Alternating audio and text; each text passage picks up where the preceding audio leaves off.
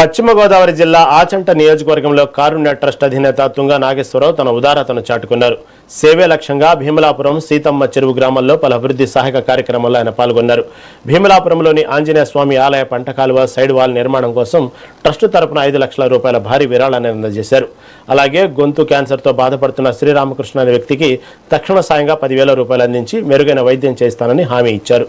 నిరుపేదలకు అండగా ఉండటమే తమ ట్రస్ట్ ప్రధాన లక్ష్యమని ఈ సందర్భంగా ఆయన స్పష్టం చేశారు.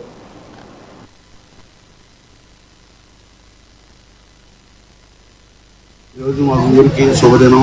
తుంగా నాగేశ్వరరావు గారు వచ్చి ఈ రకంగా అంటే ముందుగా ఆయన ఎందుకు తెచ్చుకోవాలంటే మేము 10,000 మంది కార్యక్రమం చేయాలనుకున్నామండి.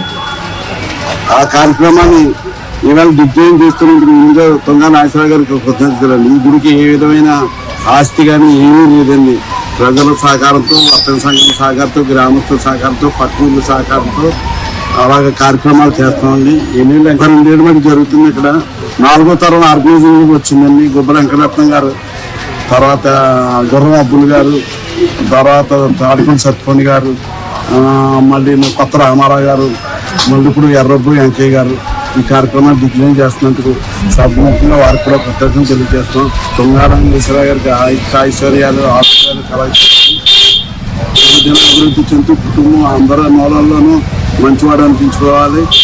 అందుకని ఈ శుభదినాన్ని తుంగా నాగేశ్వరరావు గారు ఎన్ని పనులున్నా ఖాళీ చేసుకుని మా గ్రామానికి వచ్చి మా ఆంజనేయ గుడి వెనకాల ప్రహరీ గోడకి శంకుస్థాపన చేసిన సందర్భంలో ఆయనకి మనసా వాచా కృతజ్ఞతలు గ్రామస్తుల తరఫున ఈరోజు మా ఊరికి మరి ఇట్లాంటి దేవుడి కార్యక్రమాలు చేసినప్పుడు మన మనసాక్షికి ఎంతో తృప్తి ఉంటుంది. కాబట్టి వాళ్ళందరికీ కూడా ఆ ప్రత్యేకత చిన్న చిన్న పిల్లలకి మరి బోన్ క్యాన్సర్ లేకపోతే హార్ట్ చిల్లులు పడిపోవడం ఇటువంటి ఎక్కువగా ఉన్నాయి. కాబట్టి వాళ్ళందరికీ కూడా మరి ఇప్పటి వరకు మాకు విలేకరుల ద్వారా కూడా 15 మందికి మాకు తీసుకురావడం జరిగింది. ఆ 15 మందికి కూడా మేమంతా ఆర్థిక సాయం చేస్తున్నాము.